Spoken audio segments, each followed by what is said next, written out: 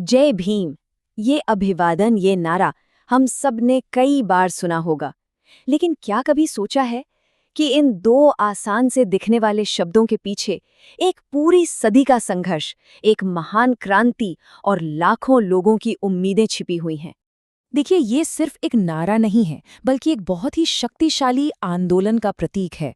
ये उस समुदाय की पहचान है जिसने सदियों तक उत्पीड़न का सामना किया है, और ये बदलाव की वो गूंज है जो आज भी हर शोषित की आवाज बनती है। लेकिन सवाल ये है कि इस आवाज को घर घर तक, जन जन तक पहुंचाने वाला वो नायक कौन था। आज हम इतिहास के उसी पन्ने को खोलने वाले हैं और उस शख्स को जानेंगे जिसने इस क्रांति को एक नारा दिया। तो चलिए इस कहानी की जड़ों तक चलते हैं और पता लगाते हैं कि ये क्रांतिकारी नारा आखिर बना कैसे और कैसे ये इतना बड़ा हो गया। इस नारे के पीछे की जो कहानी है ना, वो एक व्यक्ति के बिना बिल्कुल अधूरी है। एक ऐसा नायक जिसे शायद इतिहास ने वो जगह नहीं दी जिसका वो हकदार था, लेकिन जिसके बिना ये नारा शायद कभी इतना शक्तिशाली हो ही नहीं पाता।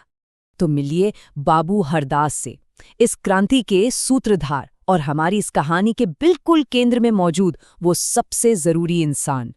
तो कौन थे बाबू हरदास? देखिए, वो सिर्फ एक नाम नहीं थे, वो अपने आप में एक विचारधारा थी। वो डॉक्टर B.R. अम्बेडकर के विचारों के एक सच्चे अनुयायी थे और उन्होंने अपनी पूरी की पूरी जिंदगी समाज के सबसे दबे कुचले वर्गों को न्याय और सम्मान दिलाने में लगा दी। अब सवाल ये उठता है कि जय भीम का नारा बना कैसे, किसने इसे गढ़ा और कैसे ये एक पूरे आंदोलन की आवाज बन गया। आइए जानते हैं। यहाँ पर दोनों की भूमिका को समझना बहुत जरूरी है। डॉक्टर बाबा साहेब अम्बेडकर तो इस आंदोलन की प्रेरणा थे, इसमें कोई शक नहीं, लेकिन जय भीम के नारे को आम लोगों तक, घर घर तक पहुंचाने का जो क्रेडिट है वो बाबू हरदास को ही जाता है। असल में बाबू हरदास ने ही जय भीम को सिर्फ एक नारे से कहीं ज्यादा बहुत बड़ा बना दिया। उन्होंने इसे अन्याय के खिलाफ विरोध का एक ताकतवर गीत बना दिया, एक ऐसा गीत जो आज भी लाखों लोगों को हिम्मत और प्रेरणा देता है। लेकिन जय भीम का मतलब सिर्फ भीम की जय हो तक ही नहीं है। नहीं, इन दो शब्दों में एक बहुत गहरा दर्शन, एक बहुत शक्तिशाली संदेश छिपा हुआ है। जय भीम के आप कह सकते हैं कि 3 मेन पिलर्स हैं। पहला है समानता की मांग, यानी हर इंसान बराबर है और उसे बराबर का सम्मान मिलना चाहिए। दूसरा है अधिकारों के लिए संघर्ष, मतलब अपने हक के लिए, न्याय के लिए आवाज उठाना। और तीसरा, जो कि बहुत जरूरी है, वो है स्वाभिमान की पहचान, अपनी पहचान पर गर्व करना। इसीलिए जब कोई जय भीम कहता है तो वो सिर्फ एक नारा नहीं लगा रहा होता, बल्कि वो सदियों के संघर्ष, बलिदान और स्वाभिमान की एक पूरी विरासत को अपने साथ लेकर आगे बढ़ रहा होता है।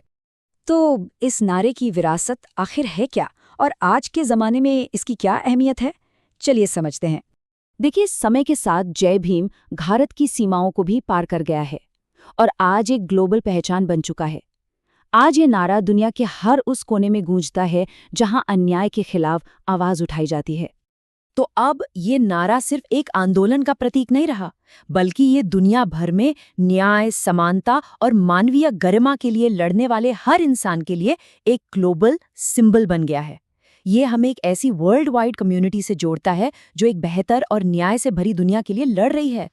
और इस ग्लोबल आवाज के पीछे बाबू हरदास के उस जबरदस्त योगदान को कभी नहीं भुलाया जा सकता। उन्होंने एक छोटी सी चिंगारी को मशाल में बदल दिया, जिसकी रोशनी आज भी लाखों लोगों को रास्ता दिखा रही है। तो आखिर में जय भीम सिर्फ 2 शब्द नहीं है, ये क्रांति की आवाज है। एक ऐसी आवाज जो हमें याद दिलाती है कि जब लोग एक साथ मिलकर खड़े होते हैं तो वो इतिहास बदल सकते हैं।